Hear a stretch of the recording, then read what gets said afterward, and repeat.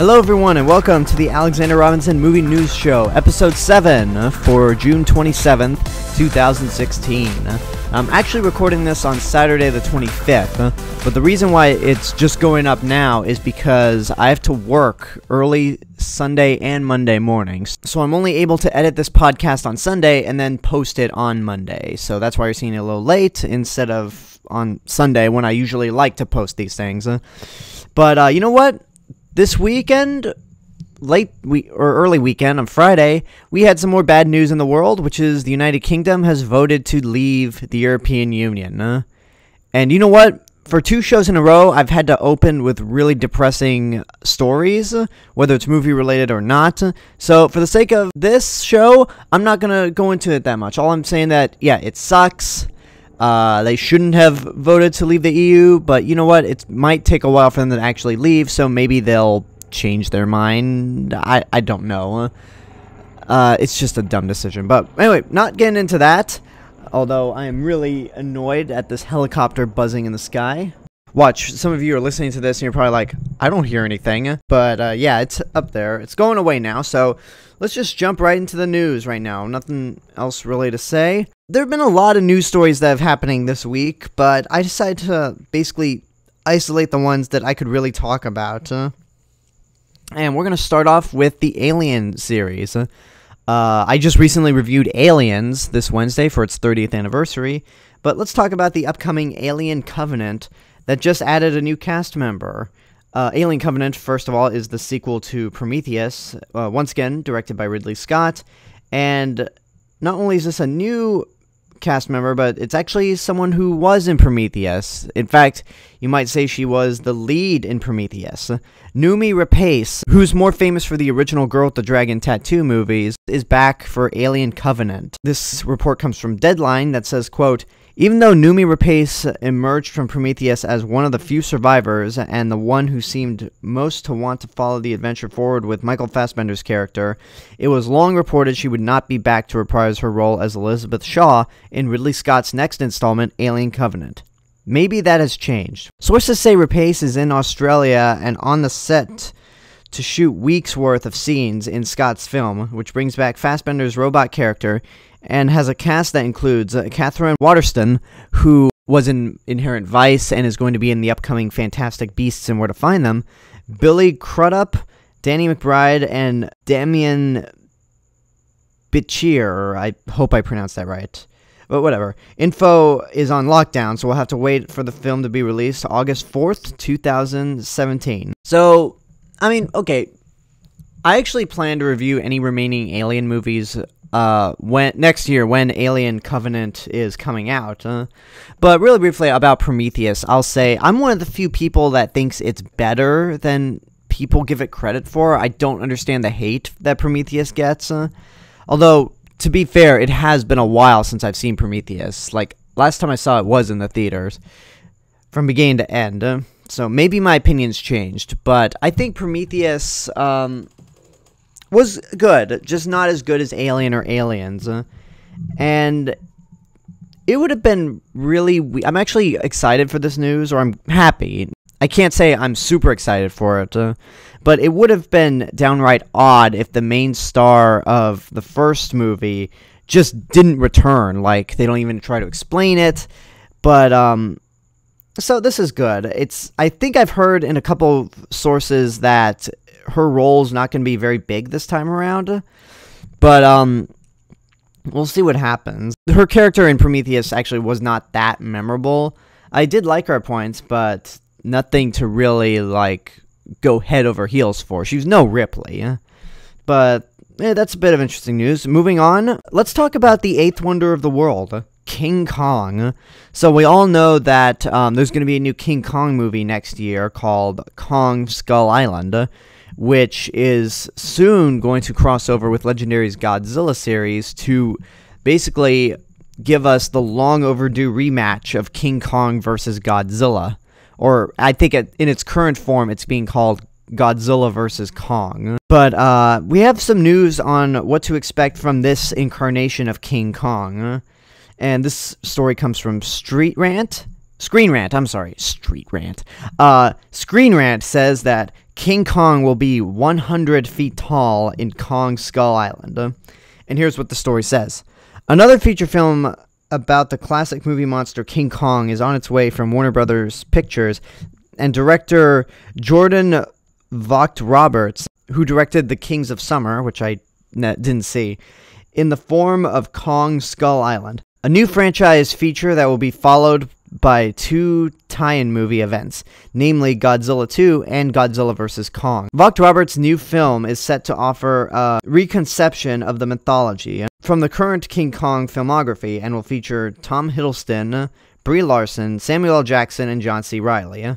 Ahead of the film's theatrical release in March 2017, viewers were already offered a first look via an MTV exclusive sneak peek, which really wasn't much. It's just the actors saying, hey, we're here on set, it's awesome. We didn't actually get footage.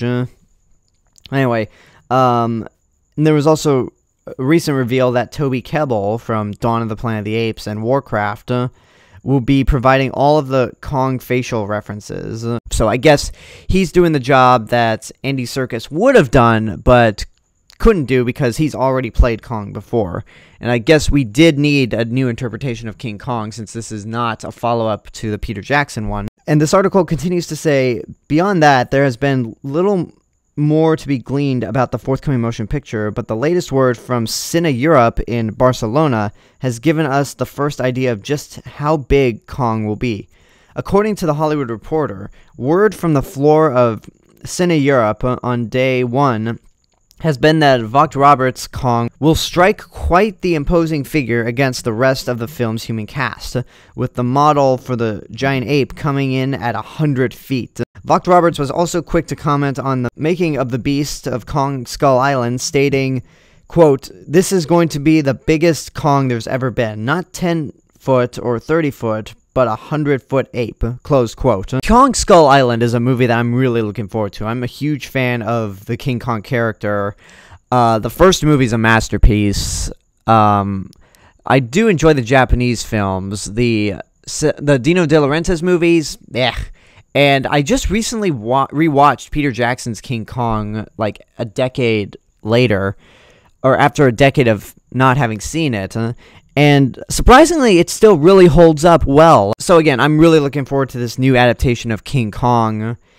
And the fact that this is going to be the biggest King Kong ever, well, first of all, that's actually wrong. I mean, if you want to be more correct, it'll be the biggest domestic version of King Kong there's ever been, because if you really want to know what the biggest version of King Kong was, it was in King Kong vs. Godzilla, which came in at around, I want to say 148 feet tall. This King Kong is only 100 feet tall, so this technically would be the second biggest King Kong, and even then, he's still not big enough to fight this new Godzilla. But I think I've read somewhere that this new King Kong movie, when it was originally announced, it was going to be a prequel, but we didn't really know what that meant. It's like, so is it going to be a prequel to the original King Kong, to the Peter Jackson one? Is it going to be set in the 1910s? What's going on here?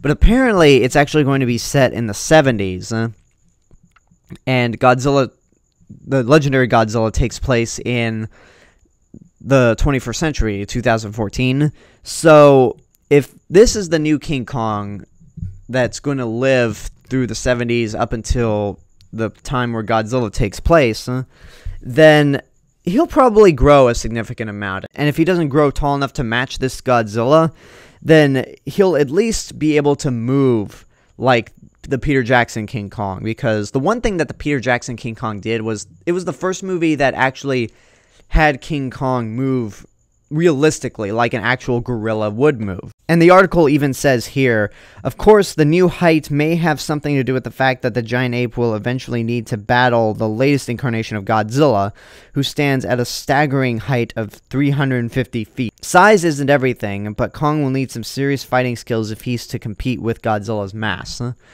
So, I mean, that's my overall thoughts. The idea that we're getting a new King Kong movie that's eventually going to cross over with Godzilla is actually incredibly exciting. Like, I never thought I'd ever live to see a new King Kong versus Godzilla movie, but the fact that this is actually happening is really cool. I've said this in my review for the trailer for Godzilla Resurgence. It is such a great time to be a Godzilla fan, and even a King Kong fan at this point, because King Kong and Godzilla are going to rematch, and there are 2 Godzilla series going on at the same time, assuming Godzilla Resurgence spawns into a series, which why wouldn't it? Because it's probably going to make a lot of money, and Godzilla is Toho's prized possession. They're not going to stop making Godzilla movies ever. But, yeah, that's pretty much all I have to say. Kong Skull Island is supposed to come out on March 10th, 2017. Godzilla 2 will come out on March 22nd, 2019. And then The Eighth Wonder of the World and The King of the Monsters will fight again on May 29th, 2020. So, this is an exciting time. A really exciting time. Now, let's move from Skull Island to a galaxy far, far away. And let's talk about Rogue One. So Entertainment Weekly did a whole, cover on Rogue One. They released some new stills, basically showing us some of the new characters, the Stormtroopers, the Death Troopers, the new villain. But one thing that they also brought to attention is that a certain Sith Lord has been confirmed to appear. Here's what the article says, and this again comes from Entertainment Weekly. As part of EW's Rogue One cover reveal, we confirmed the Sith Lord will be back at the height of his powers in the December 16th film, which takes place just prior to the events of the original Star Wars. Ever since Lucasfilm announced that the plot of its first standalone movie would focus on the rebel warriors who staged a heist of plans for the first Death Star, fans knew, or at least seriously expected, that the most iconic villain in film history would return to the screen. If he didn't, the collective rage of the Star Wars fandom would probably force choke whoever nixed him. In her interview with Entertainment Weekly, Lucasfilm president Kathleen Kennedy was asked about which characters from the original trilogy may turn up alongside the new heroes and villains. After a momentary hesitation, Kennedy said, quote, "I think we could talk about Vader," closed quote. And basically, it's just more of the interview. And so, Darth Vader coming back for Rogue One, it's an announcement that I think a lot of us are on one hand, we're like, yes! But on the other hand, we're like, what took you so long to announce it? Because if Rogue One is supposed to take place right before A New Hope, and it's supposed to deal with stealing the original plans for the Death Star, it would be downright odd if Darth Vader didn't show up. But what's even more exciting is that James Earl Jones is confirmed to reprise his role, which that's good, because nobody can replace James Earl Jones as Darth Vader. His voice is just so cool and menacing and perfect for that character. Even at 85 years old and doing the voice on the animated series Star Wars Rebels, he still has it. He's still got that voice and nails it perfectly. And the article also goes on to say that Vader won't be in the movie as much because which I think is good. We'll get a sense of Vader's presence, but I think it's more important that we focus on the newer characters and not really focusing on the old, because really, if Darth Vader did play a huge part and was the main villain of Rogue One, then shit's over. The heroes of the movie will lose instantly if they had to take on Darth Vader. So I'm glad that Darth Vader is in this new movie, but they're not using him to the extent that, some would assume he would be used. They're going to use him sparingly. And one other thing that's been going on around Rogue One is debate on whether or not there should be an opening crawl, which, people have said if you want to really separate the anthology films from the saga films, then it's probably best to have the saga films have the opening crawl and not the anthology ones, which I could probably get behind. At the same time, though, seeing a Star Wars movie without the opening crawl is just going to be so weird. It's not a Star Wars movie if you don't have the opening crawl. With 7 movies in, that opening crawl has just been embedded to everyone's minds that we're expecting it to have an opening crawl. We're expecting a Star Wars movie to open up with a long time ago in a galaxy far, far away, followed by da-da-da, and then the opening crawl takes place. So it would be very weird if there's no opening crawl here. I mean, we'll see what happens. Rogue One comes out December 16th, and I'm looking forward to this. So we'll see what happens. Alright, so we're going to take a quick break, and when we come back, we're going to have a couple more news stories and the Blu-rays for this week, so stay tuned.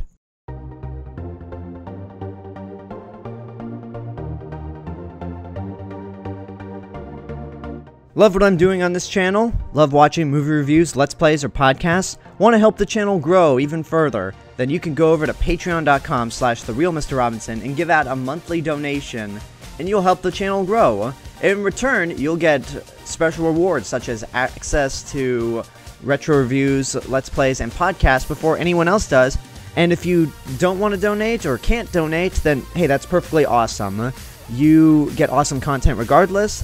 But the really cool thing is, you can donate maybe as little as a penny. You can donate a penny a month if you want. So, I mean, any little bit will do, and your support is greatly appreciated. So again, that's patreon.com/TheRealMrRobinson. Go over there and donate, help this channel grow. Again, patreon.com/TheRealMrRobinson.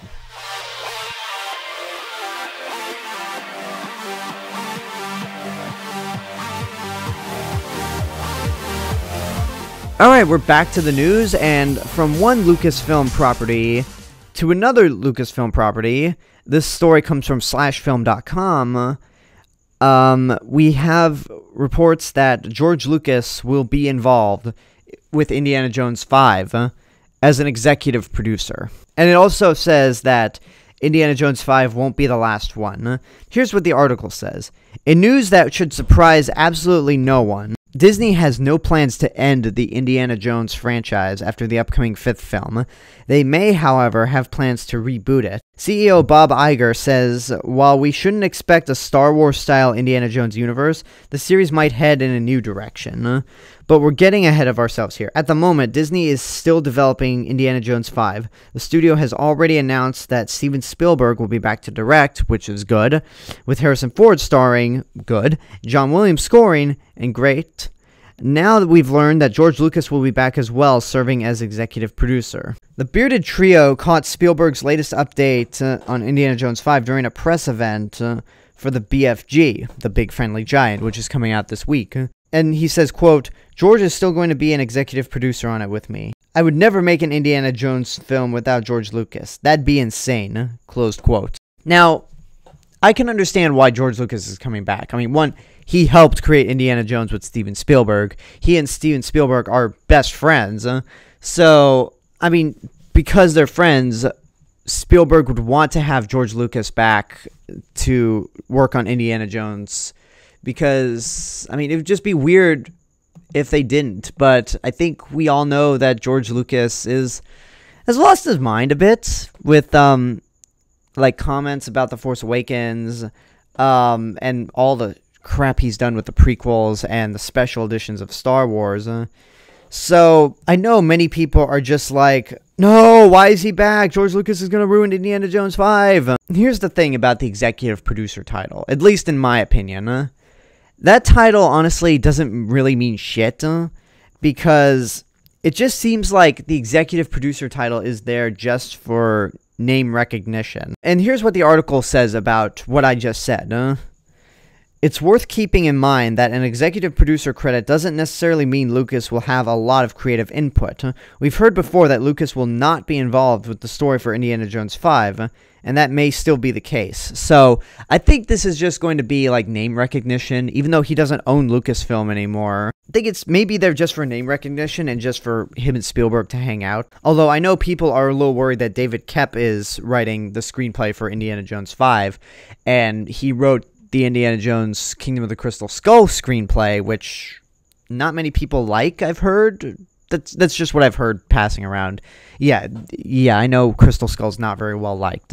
Maybe this will work. I mean, ever since Disney acquired Lucasfilm, and especially after seeing The Force Awakens, they've really nailed it with Star Wars. They brought Star Wars back to life, and hopefully under the Disney banner, Indiana Jones can have some new life. I really don't want to see an Indiana Jones 5. Really, I think it should have ended after Last Crusade. For Kingdom of the Crystal Skull, I will say that it was good to see one more Indiana Jones adventure, and especially one on the big screen, since I haven't seen Raiders of the Lost Ark, Last Crusade, or Temple of Doom on the big screen beforehand. I mean, because I saw Raiders of the Lost Ark when it was released in IMAX theaters for its upcoming Blu-ray release, but not Temple of Doom or or Last Crusade. So I getting these things mixed up. Yeah, this is just news that's just kind of, okay, that's cool, whatever. But, I mean, we'll see what happens. This movie's not supposed to come out until 2019, so it's going to be a while before we see Indy back on the big screen, so we've got some time to wait it out. I'm not as excited for this one as I am with what Disney's doing with Star Wars, but hopefully it will be entertaining, because I actually had fun with Kingdom of the Crystal Skull, but that's another review for another time. Now, let's bring up the last story. Let's end on a note that, I mean, I really don't want to talk about this, really. But, the new theme song for the Ghostbusters remake is out, and I think it's safe to say that this thing's going to be a remake, and, hey, surprise, surprise, people hate it. Now, with the Ghostbusters theme song, like, I was thinking, okay, maybe it can't be that bad. I mean, maybe the level of hate people are giving to this movie is a little extreme, to the point where they'll just hate anything. Because I've said before, like, I want to give this movie a chance, but every time I try to get up and give this movie a chance, my negative feelings keep pulling me back in because of shitty trailers and shitty things that the creators have said to spite the fans. I mean, we'll get to that a little later. But back to this new theme song.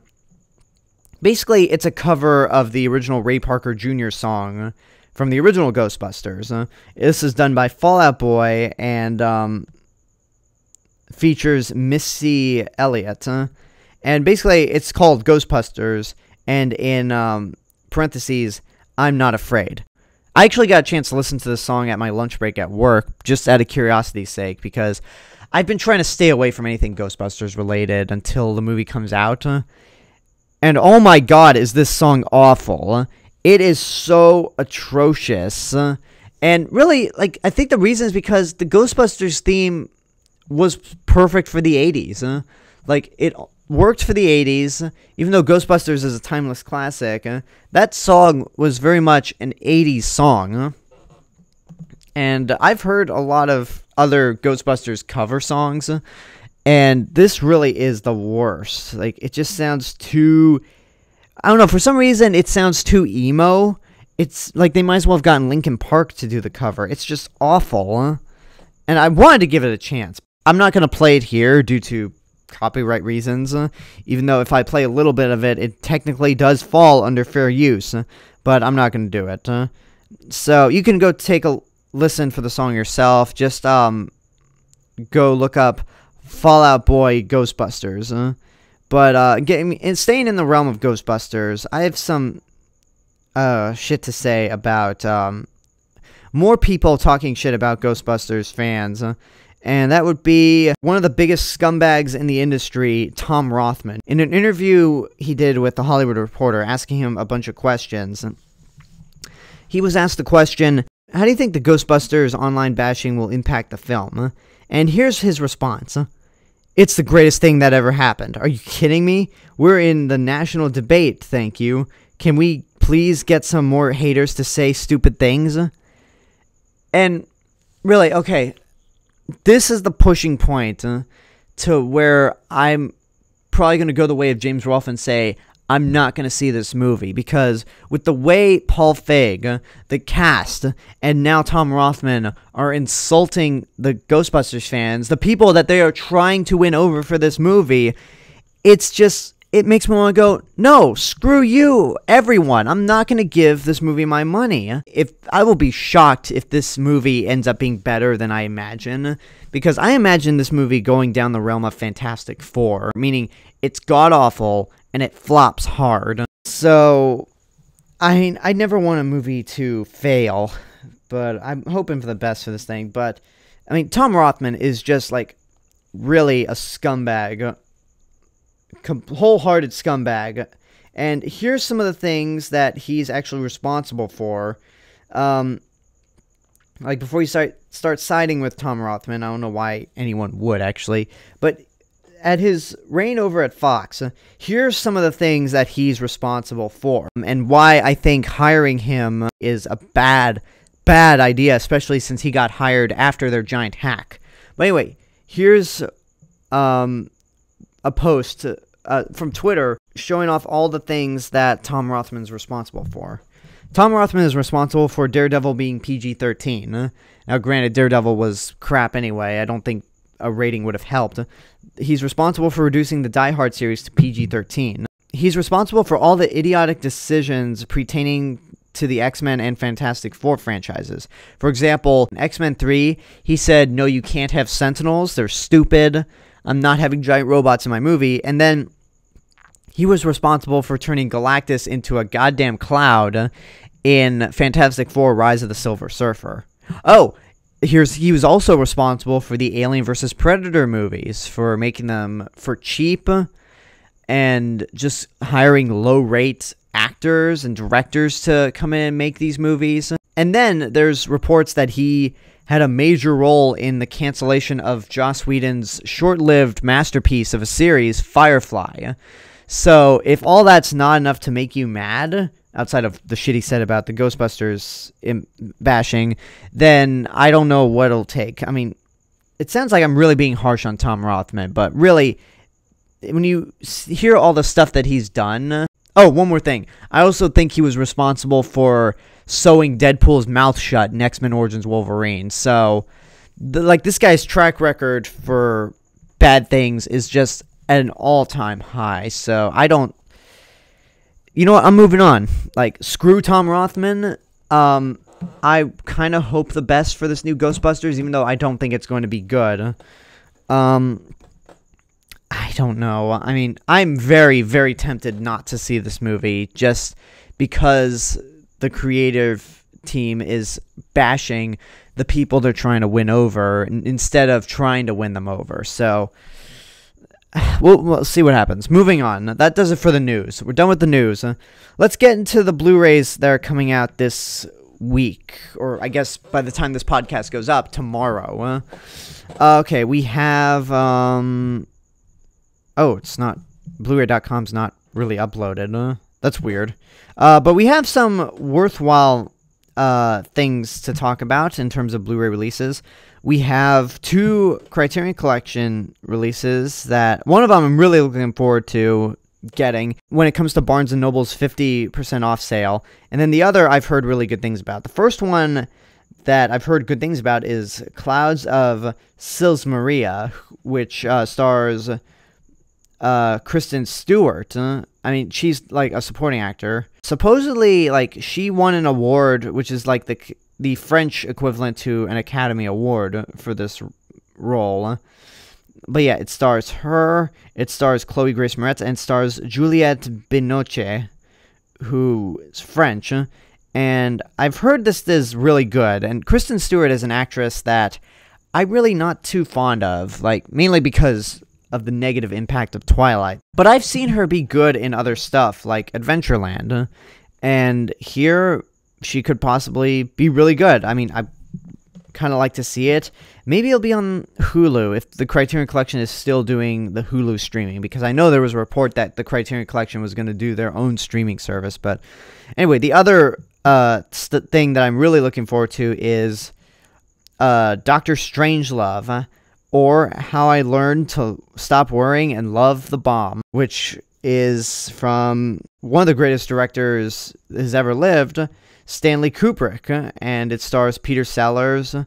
And I've only seen this movie once, but it's one of Stanley Kubrick's great movies. And I remember laughing at it a lot. The only time I saw this movie was when the New Beverly here at LA was playing it for one night.